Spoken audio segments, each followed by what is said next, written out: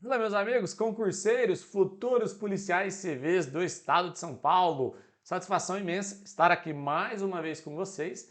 Nessa vez nós iremos falar um pouco sobre criminologia, iremos resolver questões ali do perfil da Banca Bunesp, questões que você poderá encontrar similar ali na sua prova no dia 26 de novembro, seja você que vai prestar ali escrivão, investigador de polícia, ou para você que vai fazer ali no dia 3 de dezembro, perito criminal, médico legista ou delegado de polícia.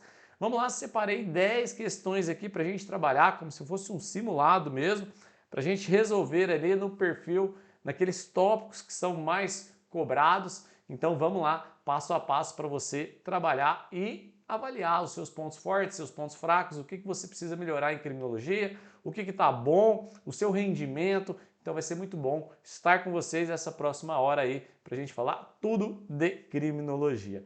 Então vamos lá, sem enrolação, para a gente conversar sobre esse projeto, né, da missão Rumo a Cadepol, fazendo parte aí das questões de criminologia que nós vamos começar a fazer a partir de agora. Vamos lá. Primeira questão de criminologia, eu já trago aqui para vocês sem enrolação. Vamos começar falando dela direto, pessoal. Então vamos lá. Primeira questão fala sobre prevenção do delito. Constituem medidas diretas de prevenção do delito, dentre outras. Tem A, planejamento familiar e alfabetização de adultos, programas de incentivo à qualificação profissional, campanhas de prevenção de doenças e o incentivo à frequência a cultos religiosos e programas de construção de moradias populares e ainda políticas públicas de desestímulo ao jogo de azar, à prostituição e ao consumo de drogas ilícitas. Pessoal, uma questãozinha interessante e muita gente vai ficar na dúvida ao ler essa questão. Porque nós temos que entender a diferença entre medidas diretas de prevenção do delito e medidas indiretas de prevenção do delito. Então vamos para a tela para a gente conseguir diferenciar. Quando a gente fala de medidas diretas de prevenção ao delito, nós já estamos falando de medidas que estão relacionadas aos crimes em formação. Em formação. Portanto, o crime já se iniciou, já teve a fase da cogitação, atos preparatórios, ali você teve o início da execução, e agora você tem que agir diretamente contra o crime, porque o crime já está em formação, é aquilo que a gente chama do iter criminis. Quando a gente fala que o crime já está em formação, o nosso famoso iter criminis, vamos escrever ele aqui, iter criminis, isso quer dizer que a gente tem que combater diretamente esse crime que já está em formação. Portanto, para a gente combater esse crime que já está em formação, nós temos que usar medidas diretas. O que seriam medidas indiretas? Vamos lá. Medidas indiretas, pessoal, é tudo aquilo que você não está atacando direto na área da segurança pública. Medidas indiretas, eles visam o quê? Entender que as causas da criminalidade, ao serem cessadas, não existirão as consequências. Portanto, aqui eu estou falando de direitos sociais, saúde, educação, lazer. Porque perceba que eu posso agir indiretamente e prevenir o crime se eu der melhores condições de vida para as pessoas. Melhores condições de saúde, melhores condições de moradia, de lazer, de educação. Isso são medidas indiretas, eu não estou focando diretamente no crime. Mas indiretamente, isso vai proporcionar menores índices criminais.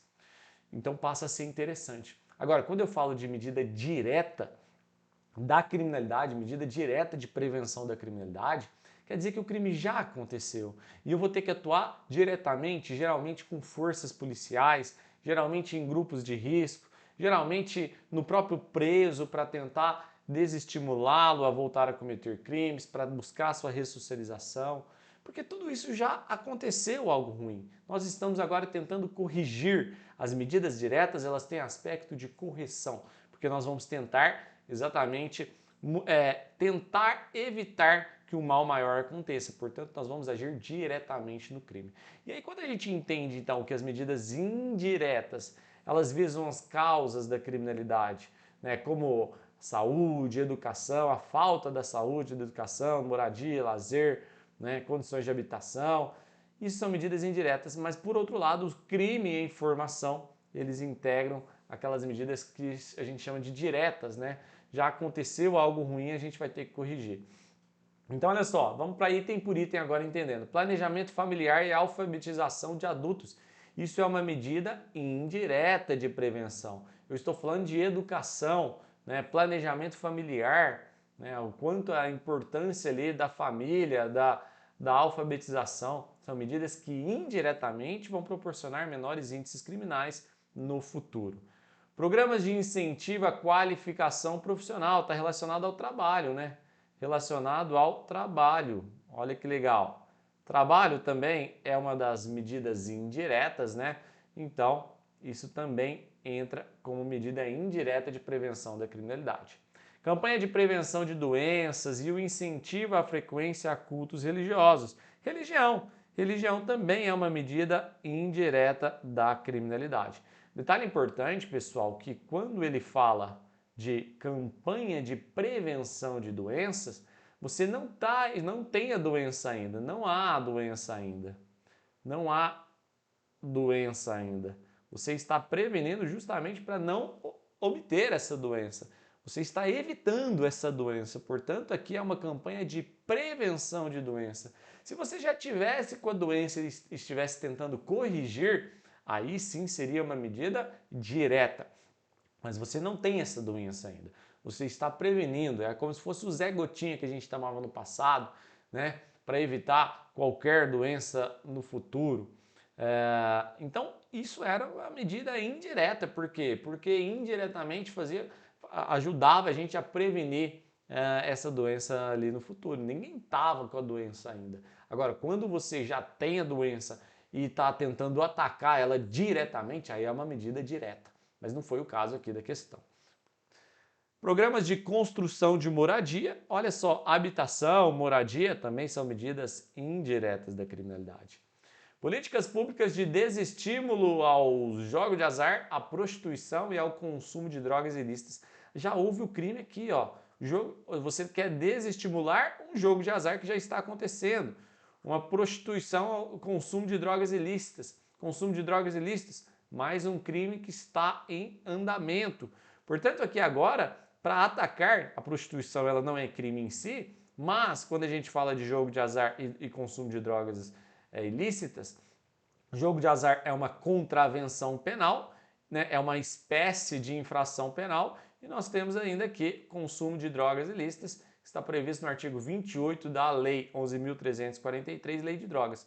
Então, nós estamos falando aqui de algo já em formação, do inter criminis, né? Apesar de ser uma contravenção aqui, e aqui nós temos aqui uma pena de consumo de drogas que não cabe em encarceramento, nós já temos aqui uma atuação direta da segurança pública. Então nós vamos então agir diretamente aqui para desestimular esse jogo de azar, que é uma espécie de infração penal, e também o consumo de drogas ilícitas e a prostituição. Aqui é uma medida direta porque já tem um aspecto de correção. Corrigir algo que deu errado. Beleza? Bom, vamos lá, vamos para a segunda questão, questãozinha bem elaborada aqui. Nossa resposta então ficou letra E. 2. São características principais da moderna criminologia. Vamos falar da moderna criminologia. Nós temos um tópico que fala sobre criminalidade de massa, organizada e moderna criminologia. Vale lembrar que a criminalidade de massa está muito ligada àqueles crimes violentos, né? Aqueles crimes que são visíveis pela sociedade, o roubo, o furto, o homicídio, né? São aqueles crimes violentos em si, que muitas vezes tem violência, grave ameaça, né? Muito ligado ao roubo. Agora, por outro lado, o crime organizado ele exige algumas condições. Quais condições? Que você tenha 4 ou mais integrantes, que tenha estrutura, a hierarquia, né? Estrutura ordenada, divisão de tarefas, vantagem de qualquer natureza, infrações com penas máximas superior a 4 anos ou caráter transnacional. Então ele exige uma organização que a criminalidade de massa não exige, tá? Isso é o que vai diferenciar principalmente entre essa criminalidade de massa, que muitas vezes você tem vítimas identificáveis, já nos crimes organizados, muitas vezes nós vamos ter o que? Vítimas difusas. Dentro dos crimes organizados existem duas classificações, uma do tipo empresarial e outra do tipo mafiosa.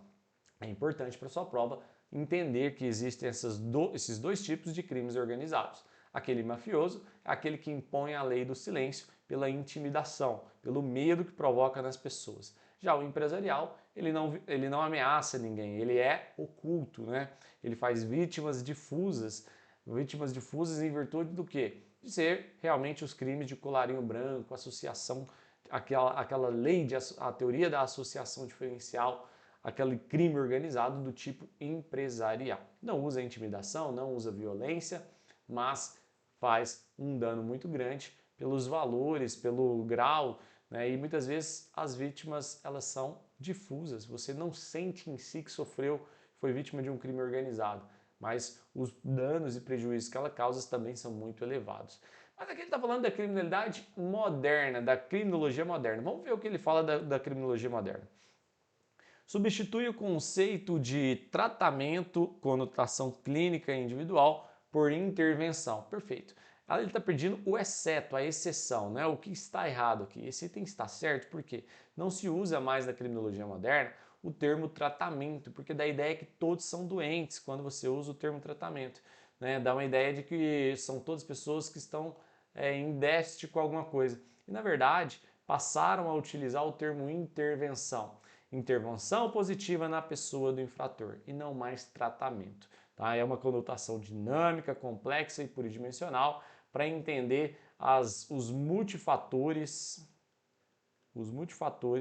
que levam um indivíduo a cometer crimes. Portanto, há uma visão muito mais ampla quando se utiliza o termo intervenção ao invés da palavra tratamento. Esse item está certo. Parte da caracterização do crime como um problema. Sim, o crime ele é considerado um problema social, porque causa medo, aflição nas pessoas, comunitário, porque nasce na mesma comunidade que todos nós nascemos, e individual, que também pode ser um problema do próprio indivíduo, da sua biologia. Amplia o âmbito, então tá certo o item B também. Amplia o âmbito tradicional da criminologia ao adicionar o delinquente e o delito ao seu objeto de estudo. Pessoal, esquece, ele não amplia ao adicionar o delinquente e o delito. Na verdade, o delinquente e o delito foram os primeiros objetos a serem estudados, tá? Quem que ele adicionou? A vítima e o controle social posteriormente, e não o delinquente e o delito, já que o delinquente e o delito foram já os primeiros objetos a serem estudados. Ele passa a tornar na criminologia moderna pluridimensional, dinâmica, com a inserção da vítima e do controle social. Então, nossa resposta errada vai ser a letra C. Ele quer exatamente essa. Vamos ver os demais itens. Acentua a orientação prevencionista do saber criminológico diante da obsessão repressiva explícita de outros modelos convencionais. Olha só, realmente a criminologia moderna ela foca muito mais em prevenção sobre repressão. Portanto, ela atua muito mais visando a repressão. Então, esse item também está certo, porque ele fala exatamente isso. Tá? Então, privilegiando os modelos de resposta ao crime que visam a prevenção sobre repressão. Destaca a análise e a avaliação dos modelos de resposta de reação ao delito como um dos objetos da criminologia. Perfeito, né? Destaca a análise e avaliação dos modelos de reação ao delito como um dos objetos da criminologia. E lembra, né, que a criminologia ela tem como objetos o crime, criminoso, vítima e controle social. E você ter aí essa forma de modelo de reação ao delito que envolve a pessoa do delinquente, né? Saber se você vai envolver ali o modelo que visa só a punição do delinquente ou se você vai ter um modelo de resposta ao crime que envolve uma justiça restaurativa, onde você tem a participação da vítima, do criminoso, né? Então, obviamente, os modelos de resposta ao crime, eles integram ali os objetos da criminologia, porque a gente vai estudar o crime, o criminoso, a vítima, o controle social, para avaliar o melhor modelo de resposta ao crime, tá? Então, a resposta errada ficou a letra C. Falando sobre prevenção, entende-se que prevenção criminal terciária. Vamos relembrar aqui, nós temos a prevenção primária, que está ligada aos direitos sociais, educação, saúde, trabalho, lazer. Prevenção secundária, que está ligada a grupos de risco, grupos vulneráveis, ação geralmente policial, grupos de risco, sempre iminente ou posterior ao crime, iminente ou posterior ao crime. E a terciária? A terciária é a única que tem um alvo próprio. Qual é o alvo? Preso. Visando o quê? A sua ressocialização e não reincidência. Não reincidência. Beleza? Vamos ver o que ele fala na questão depois desse breve relato aí. É o trabalho de conscientização social, que ataca a inclinação à prática criminosa em sua origem. O trabalho de conscientização social é uma prevenção primária, viu, pessoal? Porque ainda não houve o crime, você não tem o crime ainda para agir com a sua conscientização social. A conscientização social ela pode ser trabalhada antes mesmo do crime acontecer e com todos, com todas as pessoas. Não é específico para um grupo de risco. É a modalidade exclusivamente voltada à figura do encarcerado, pois visa sua reintegração familiar e social. Perfeito. Ela é exclusiva ao encarcerado, né? Nós temos aqui que é a prevenção voltada para o preso e visa sim a sua reintegração familiar e social. Vamos ver as demais. Constitui uma das formas de participação popular na gestão pública, prevenção primária. Representa os métodos e mecanismos profiláticos de combate às causas da criminalidade. Quando a gente fala de causas da criminalidade, nós também estamos falando de prevenção primária, porque aqui nós estamos falando de medidas indiretas da criminalidade. A gente falou disso lá na primeira questão. Beleza? É o aparato de repressão criminal de modo a desestimular futuras práticas delituosas. Quando é um aparato de repressão criminal, nós estamos ligados à prevenção secundária, porque aí já está reprimindo um crime que está em andamento. Resposta letra B mesmo. Tranquila, tranquila. Vamos lá. Para a vitimologia, a vítima agressora, simuladora ou imaginária também é conhecida por... Vamos lá. Nós estamos aqui numa classificação de Benjamin Mendelssohn. Benjamin Mendelssohn, né? Essa é a classificação de Benjamin Mendelssohn. Ele coloca em 3 grupos aqui, de forma sintetizada, ideal ou inocente. Depois ele coloca provocadora. E depois ele coloca a Isa, né? Que a gente brinca que a Isa é a única culpada. Quem é a Isa? Imaginária, simuladora e, por fim, a agressora, que foram os nomes que ele usou no enunciado. Quando ele considera essas 3 nomenclaturas de imaginária, simulador ou agressor, e lembrando que sua prova pode cobrar apenas um dos 3, ou os 3 que indicam o mesmo tipo de vítima, nós estamos diante daquela que a gente chama de pseudo-vítima. Quem é a pseudo-vítima? É aquela que se finge de vítima, mas na verdade não é tão vítima. Porque na verdade ela é a única culpada. Por isso que na sua prova você não pode esquecer de culpar a Isa. A Isa, ela é a única culpada. E vale lembrar, pessoal, dentro dessas classificações, sem dúvidas, Mendelssohn é a mais importante, é a mais cobrada. E Benjamin Mendelssohn, antes de sintetizar nessas 3 que eu coloquei para vocês, ele separou em 5 grupos. Vítima inocente ou ideal, aquela que não há contribuição, não há participação de forma alguma na ocorrência delituosa. Vítima menos culpada que o delinquente. Vítima menos culpada que o delinquente é aquela que, por ignorância, por um certo descuido, facilita a vida do criminoso. Esqueceu a chave na porta do carro e ele aproveitou a ocasião. Nós temos a vítima tão culpada quanto o delinquente, né? Por exemplo, um aborto consentido. A vítima atua ativamente nesses casos. Nós temos ali, é uma vítima voluntária, né? Nós temos a vítima mais culpada que o delinquente, que é uma vítima provocadora, é aquela vítima que por si só ela causa um mal e ainda provoca uma forte emoção, provoca um relevante valor moral ali que faz com que uma outra pessoa, que nem criminosa não é, haja de tal forma a perder o seu controle emocional em virtude da ação daquela pessoa provocadora que a gente que vem a ser vítima, né, dessa pessoa que foi provocada.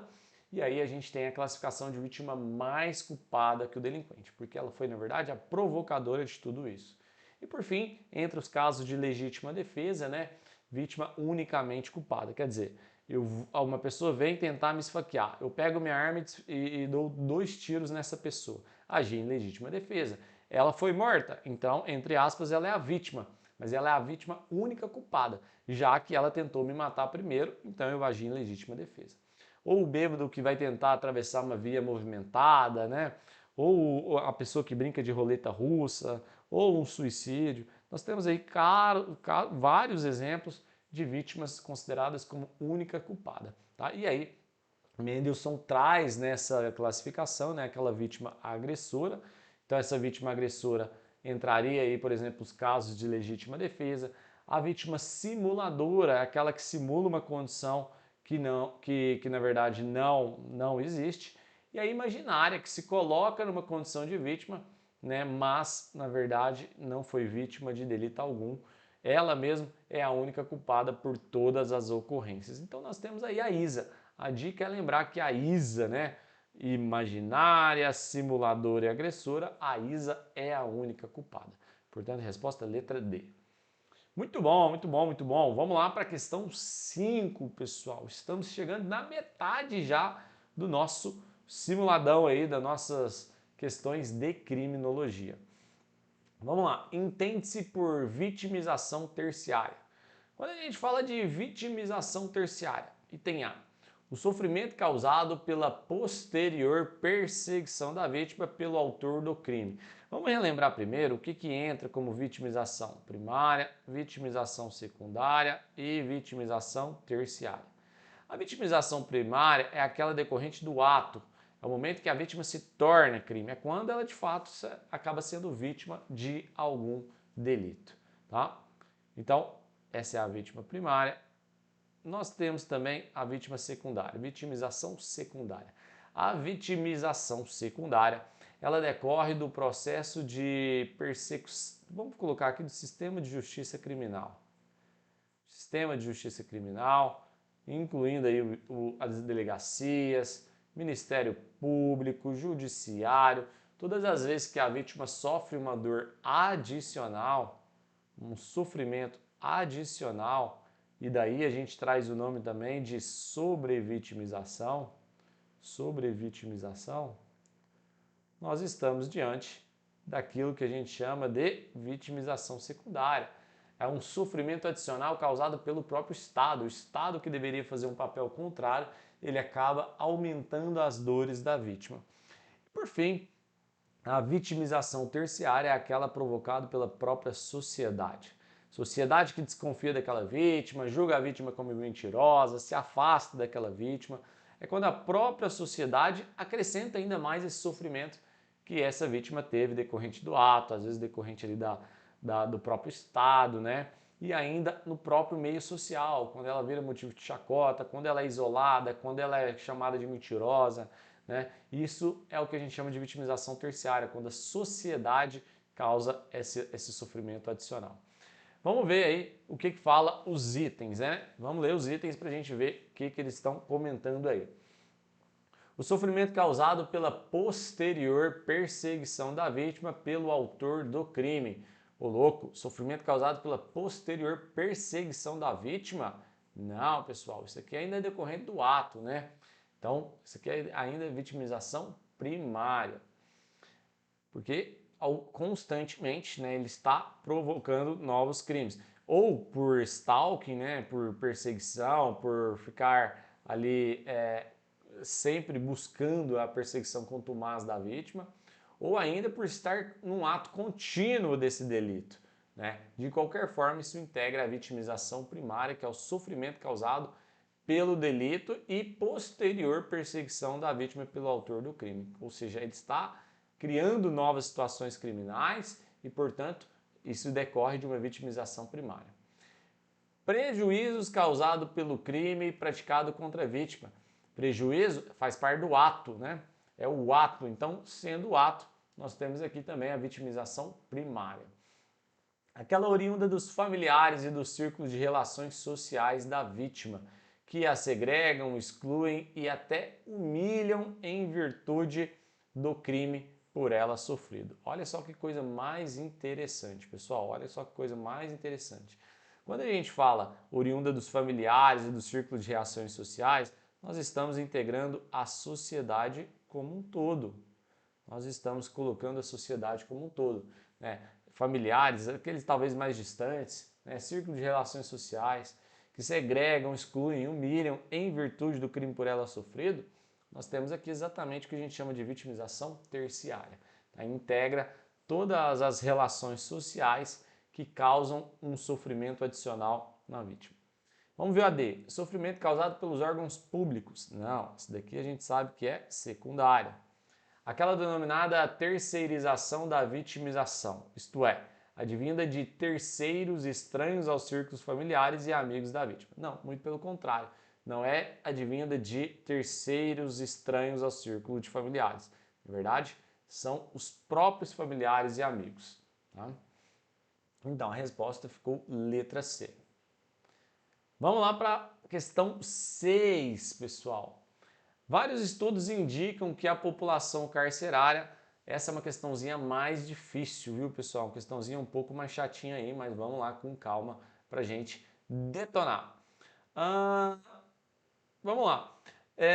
Vários estudos indicam que a população carcerária brasileira é formada essencialmente por jovens pretos e pardos com baixa escolaridade, formados por delitos patrimoniais e relacionados ao tráfico de drogas. Parte da criminologia analisa essa dinâmica através das noções, um pouco dentro da criminologia racial aí, né? Só vale lembrar que tanto a criminologia racial, criminologia feminista, criminologia queer, eles vão buscar fortalecer ali a defesa por meio de legislações, por meio de políticas públicas desse grupo, seja o grupo queer, seja o grupo feminista, seja o grupo que sofre preconceitos raciais. Então eles vão lutar por criar novos mecanismos, sejam legislações, sejam políticas públicas, para a defesa dessas pessoas. Por quê? Porque muitas vezes a criminologia entende, né, que quando o sistema de justiça criminal julga essas pessoas como autores de crimes, o sistema de justiça criminal pega mais pesado, né? Com essas pessoas, como se fossem crimes mais bárbaros, como se fossem crimes mais pesados. E quando a população queer, a população feminista, a população que sofre preconceito racial está na posição de vítima, o Estado ele acaba sendo omisso, acaba sendo muito brando. Então a criminologia racial, queer, feminista, eles vêm lutar por essa compensação legal, por essa igualdade, né? por criação de políticas públicas, por movimentos que de fato façam ter mais justiça e mais respeito por toda a população quando a gente fala da população queer, feminista e racial. Vamos lá entender então o que essa questão fala sobre esse assunto. Parte da criminologia analisa essa dinâmica através das noções, vamos lá, microsociológicas e macrosociológicas da ideologia da defesa social, propostas pelas teorias conflituais. Nós não vamos entrar dentro de teorias microsociológicas aqui, pessoal, e nem de uma ideologia da defesa social, tá? Não é assunto aqui da criminologia racial. Tá? A criminologia racial nós vamos avaliar dentro de uma perspectiva macrosociológica, numa teoria pós-criminologia crítica, que está ali dentro da teoria do conflito, né? Mas é uma pós-vertente da criminologia crítica, que o edital também chama de nova criminologia. Decriminalização primária, secundária e seletividade do sistema penal propostas pelo paradigma etiológico. Pessoal, ficou quase tudo certo. De fato, a criminologia analisa essa dinâmica dentro de uma criminalização primária.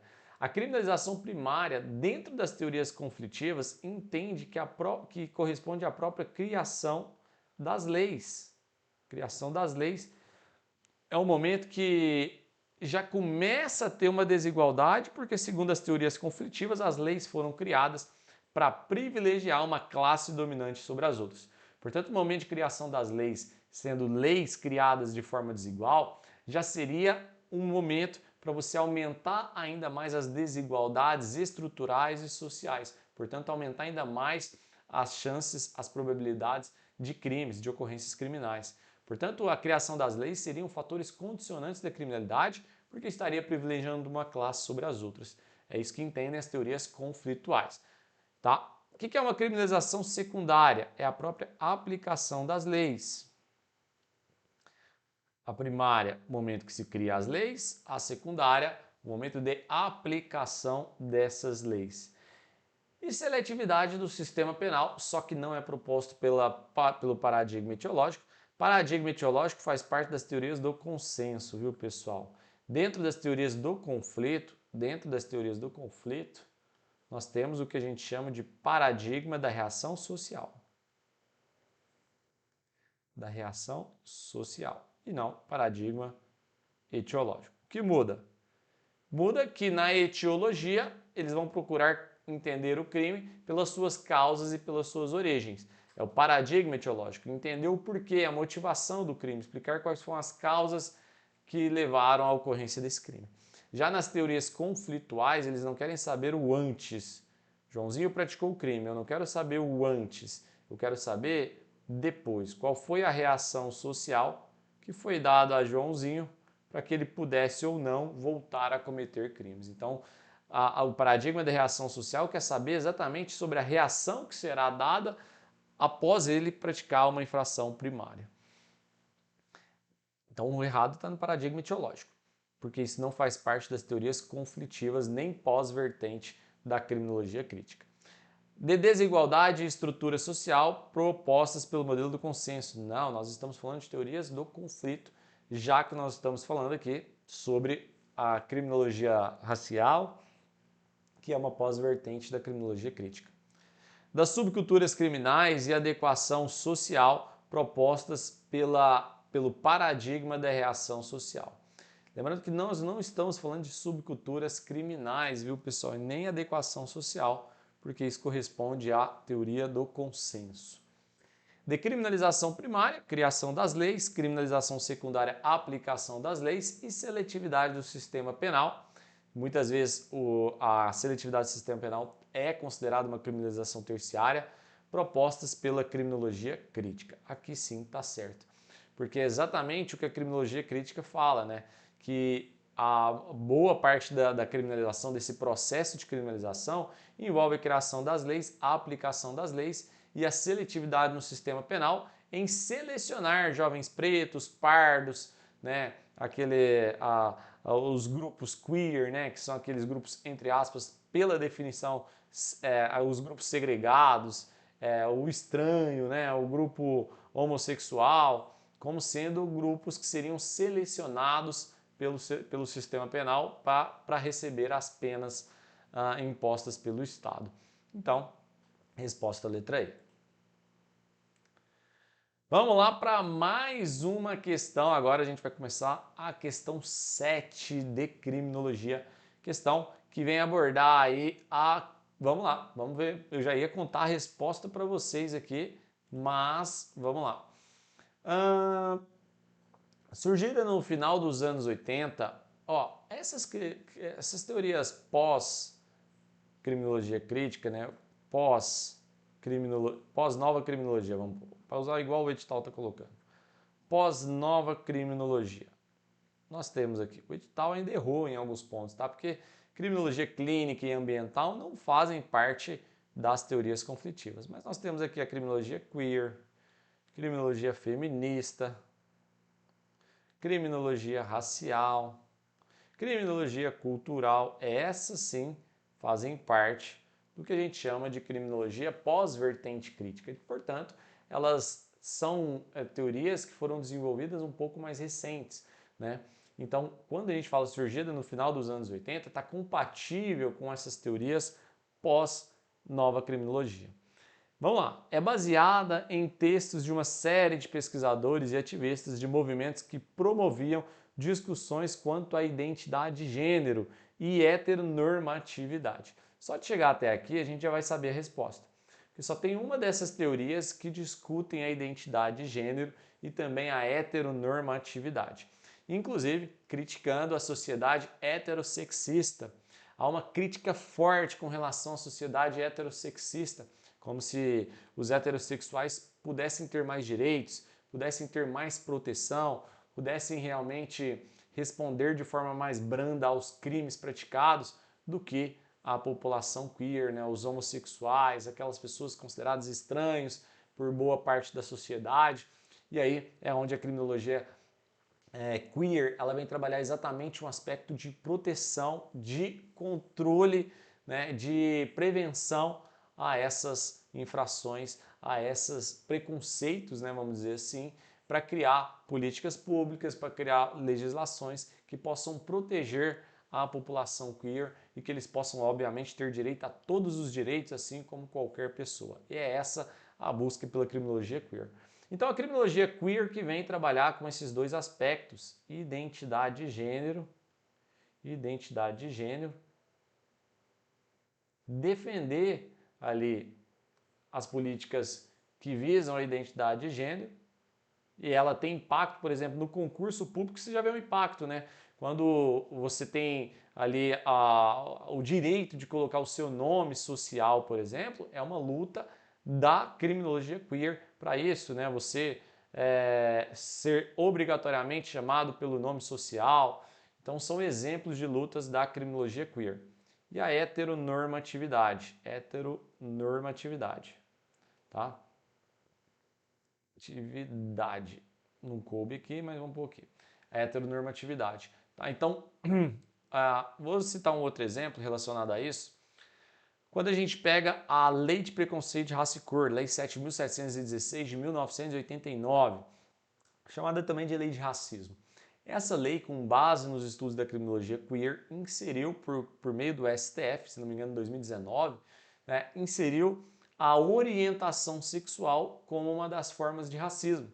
Portanto, se você age, né, conforme previsto lá nessa lei de preconceito de raça e cor, com preconceito, com discriminação, com base na orientação sexual, hoje a pessoa responde pela lei de racismo. E aí, sujeita aos mesmos critérios que nós temos lá, imprescritibilidade, né, inafiançabilidade.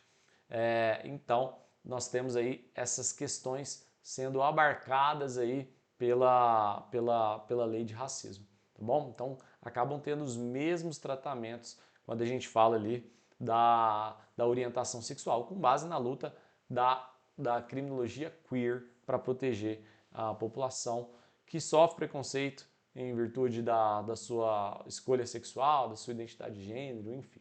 Beleza? Bom, então é isso, tá?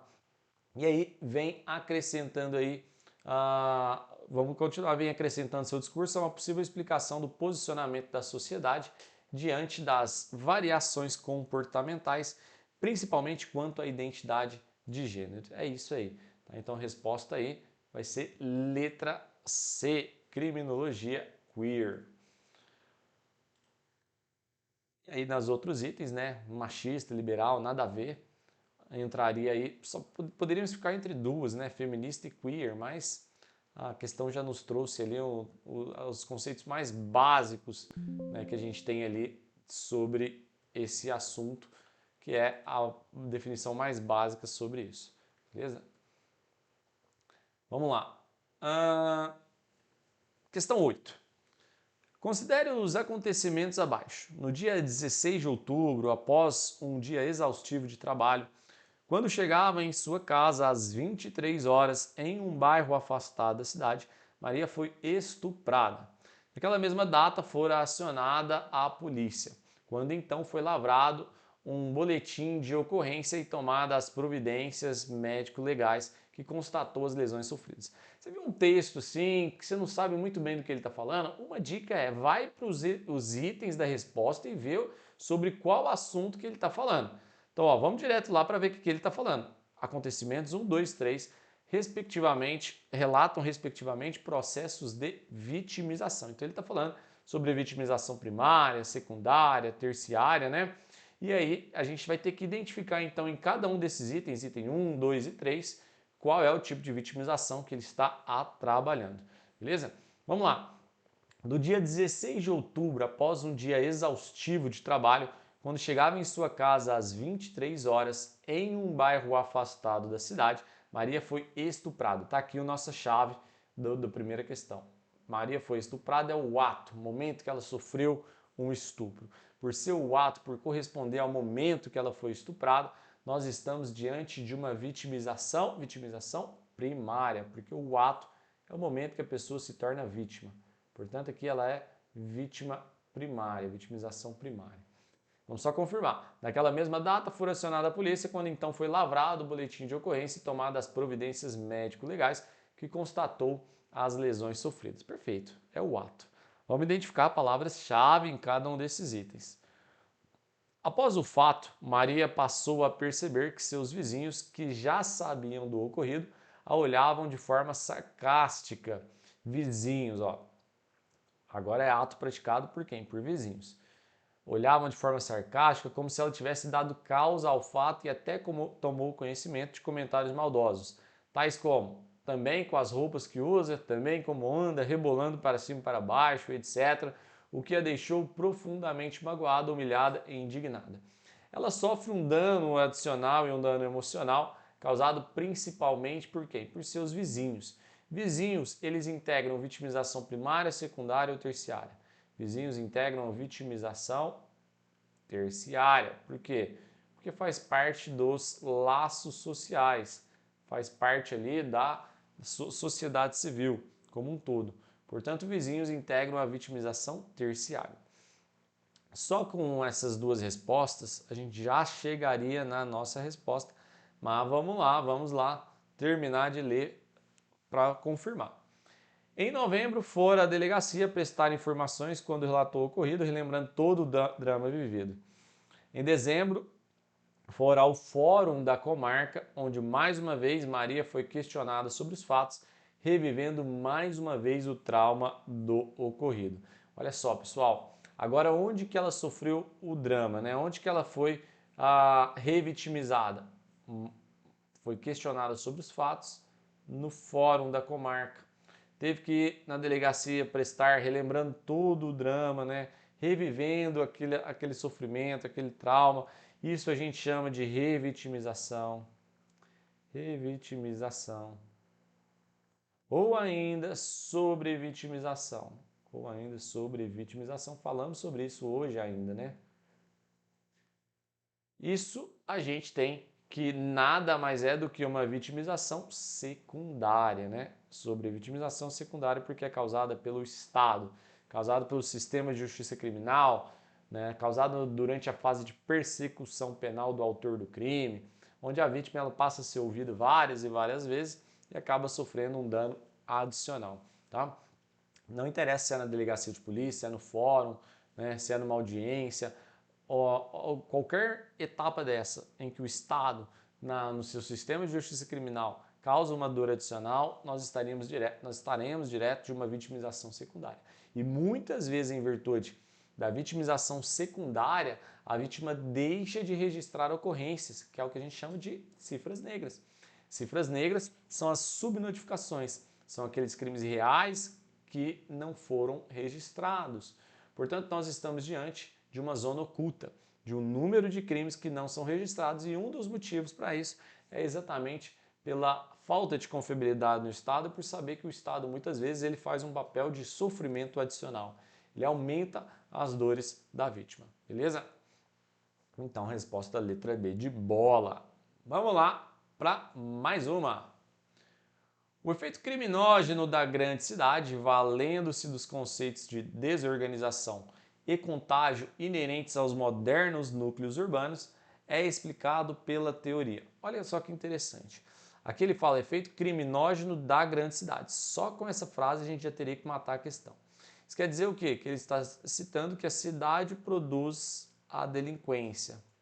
A delinquência. Olha como ele traz de forma clara um determinismo ambiental. Um determinismo ambiental. Isso quer dizer que o ambiente que determina o crime, né? Valendo-se dos conceitos de desorganização e contágio inerentes dos modernos núcleos urbanos. Essa teoria que nós iremos falar agora, ela também é chamada de desorganização social.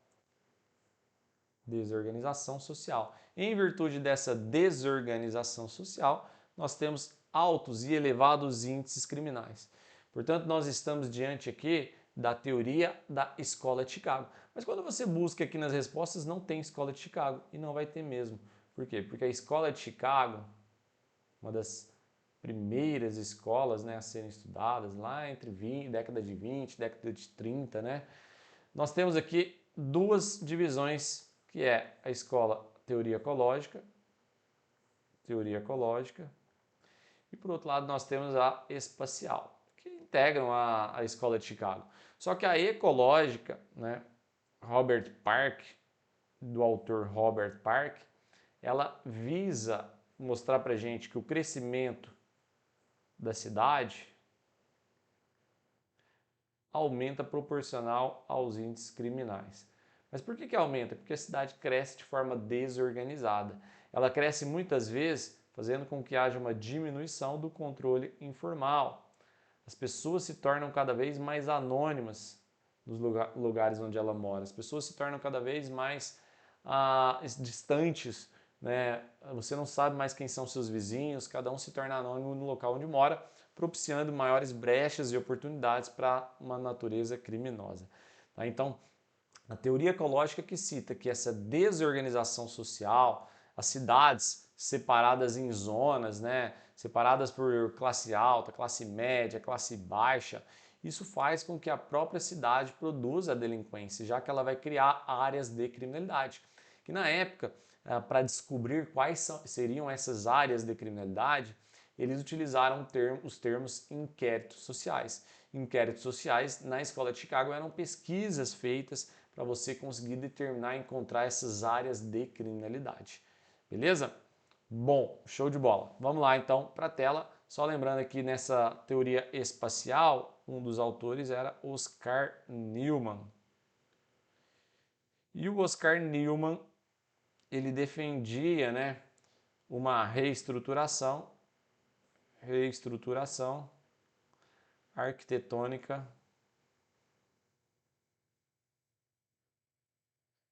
e urbanística.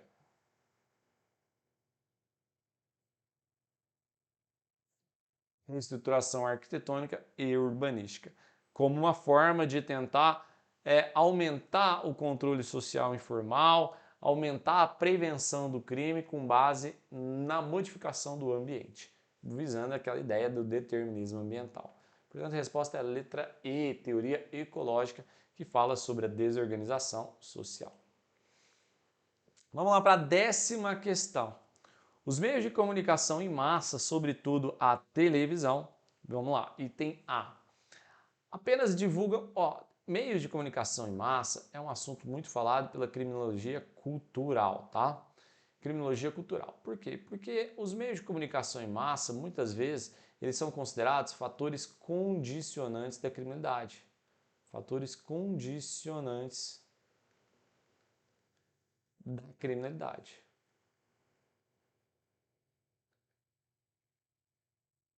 Até mesmo para vocês terem uma ideia, você controlar um controle dos meios de comunicação para a criminologia é considerado uma prevenção secundária. Por quê? Porque se há um controle de algo que já deu errado, que é a forma como os meios de comunicação divulgam as notícias, proporcionando medo, insegurança nas pessoas, né, buscando sensacionalismo, audiência, não trazendo as verdades, né, e muitas vezes atrapalhando investigações, nós temos aí que a própria mídia, os meios de comunicação, eles podem ser considerados fatores condicionantes da criminalidade, e o controle dessas mídias seria uma forma de correção, portanto seria uma ideia de prevenção secundária. Vamos ver o que fala a questão sobre isso. Os meios de comunicação em massa, sobretudo a televisão, apenas divulgam notícias, não criando qualquer estereótipo de comportamento. Errado, né? Não apenas divulgam notícia e também criam estereótipo de comportamento, porque elas têm forte poder de influenciar as pessoas. Tem forte poder de influenciar as pessoas. Em hipótese alguma, são fatores que influenciam na criminalidade. Opa! Esse, em hipótese alguma, na verdade, estaria certa se tivesse só assim. São fatores que influenciam na criminalidade. Nós falamos agora um pouco sobre isso. Cumprem a Constituição Federal, apresentando a programação que respeita valores éticos da pessoa humana.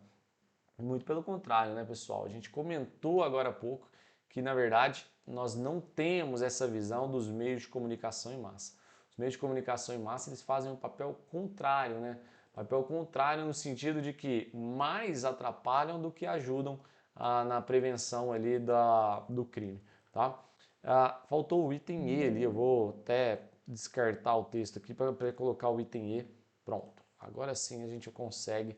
Vamos lá para a tela novamente, que eu tinha esquecido de colocar o item I nessa questão. Agora sim. Então, a gente leu agora o item C, cumpre a Constituição Federal apresentando programação que respeita valores éticos da pessoa humana, é errado. A gente sabe que não é o papel que a televisão vem cumprindo. Influenciam na criminalidade, acobertados por um discurso de liberdade de imprensa, exibindo sexo e violência. Então, influenciam na criminalidade, perfeito, acobertados por um discurso de liberdade de imprensa, exibindo sexo e violência, influenciando negativamente as pessoas, muitas vezes mostrando na televisão cenas de sexo e violência como se isso fossem algo que são símbolos da sociedade, algo que deveria ser considerado normal, né? Então, a banalização aqui, ela passa a ser algo de fator condicionante da criminalização. Vamos ver o que fala o item E. Influenciam na criminalidade ao ajudar na formação social e cultural do indivíduo? Não, muito pelo contrário. O único item que mostra o papel negativo da mídia é a resposta letra D, portanto a gente consegue fechar essa questão 10 aí, mostrando a letra D. E detalhe, hein, pessoal, a gente vai finalizando essa questão 10 aqui. Claro que o nosso tempo é um pouco curto, seria bom a gente fazer 15, 20 questões, mas a gente fez o que dá dentro desse tempo. E nesse projeto Missão Rumo à Cadepol. Quero mostrar para vocês que está em tempo ainda o projeto Missão Rumo à Cadepol. Nesse caso aqui, a gente está mostrando para investigador escrivão. Se você quer perito criminal, pode ir lá no meu Instagram, @prof.rodrigomontes, tá? Mas aqui nessa nossa aula, mostrando especificamente o projeto Rumo à Cadepol, para o cargo de investigador escrivão, são as provas mais próximas que nós temos aí, dia 26 de novembro. E aí você tem um ano de acesso e atualizações garantidas, você pode assistir quantas vezes você quiser a aula, né? Curso com teorias mais questões, então você vai fazer bastante questões, como essas que a gente resolveu aqui agora, né? Você terá seu tempo para fazer quando e como quiser. Conteúdo de todo o edital, você tem acesso a ele, pode ver quantas vezes quiser, pode baixar os áudios das aulas para ouvir na academia, quando estiver caminhando, baixar os slides do professor, é até uma forma de fazer revisão com materiais que o próprio professor selecionou como sendo aqueles mais importantes e ainda ter acesso a questões comentadas. Isso também ajuda muito a entender assuntos que estão travando ali, né? Junto com todo esse plano completo, a gente vai te entregar também o plano de estudos do especialista. O plano de estudos do especialista é um planejamento completo de estudos, onde a gente já monta os dias que você vai estudar cada disciplina. Você não vai precisar ficar perdendo tempo procurando o que, quando e como estudar.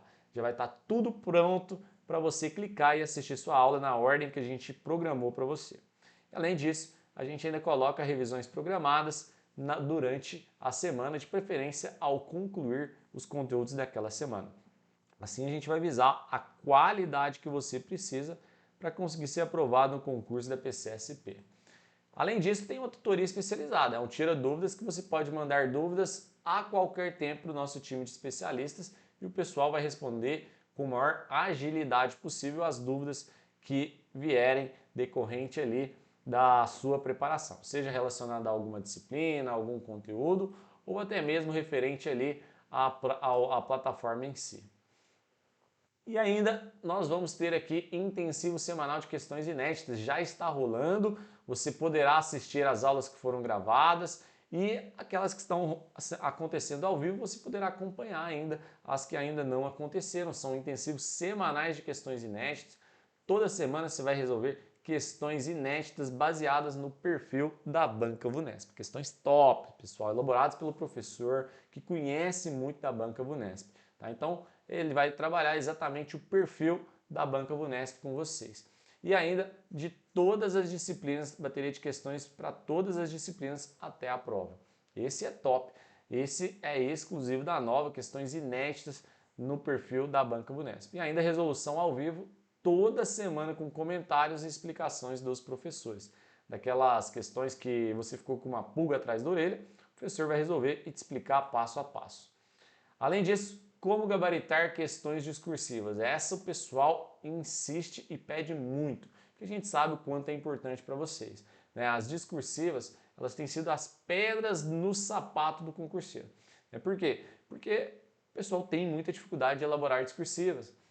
Então a gente montou um curso especial para você ter uma metodologia certa de como estruturar respostas claras e eficazes para a sua prova discursiva por meio de todo o conteúdo teórico, analisando provas anteriores. Então, nesse curso vai te ajudar muito a organizar, né, a sua preparação, a organizar as suas questões discursivas, como estruturar e você expressar suas ideias de acordo com os temas previstos no edital, né, de maneira coesa e fluente. E além disso, ainda vai ser feita uma análise de questões anteriores, né, para avaliar e abordar exatamente aquilo que importa, aquilo que pode ser esperado na sua próxima prova e te deixar mais preparado e tranquilo.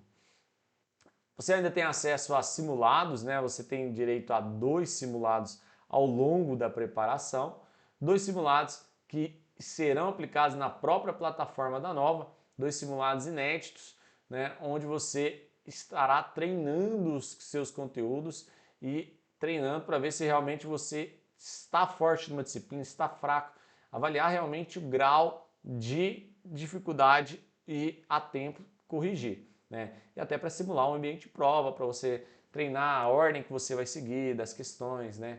O tempo que você está levando, então é muito bom. Bom, além de tudo isso que a gente mostrou, né? Então, curso completo atualizado, investigador, tutoria especializada, intensivo de questões inéditas, como gabaritar as discursivas, simulados ao vivo, né? E tudo isso por pouco tempo, né? Tudo isso por tão pouco valor, o melhor custo-benefício que a gente tem aí só hoje, né? Com essa nossa live de questões de criminologia, a Nova liberou o valor pós-edital de todo o conteúdo, de tudo isso que a gente apresentou por 12 de R$ 20,58. É inacreditável, né? É a sua grande chance para você aproveitar. E a gente dá a garantia total, pessoal, garantia total no sentido de que nós assumimos o risco e essa oferta ela é por pouco tempo, beleza? Não vai durar muito, o valor atual ele é de R$ 497, né? Mas em virtude dessa nossa live, nesse pós-edital, para te levar até a aprovação, a gente quer que você integre o nosso time de futuros policiais civis de São Paulo, assim como a gente fez no concurso de 2022, uma lista enorme de aprovados e a gente quer aumentar ainda mais. 12 de 20,58 para você levar tudo isso que a gente falou ou R$ 247.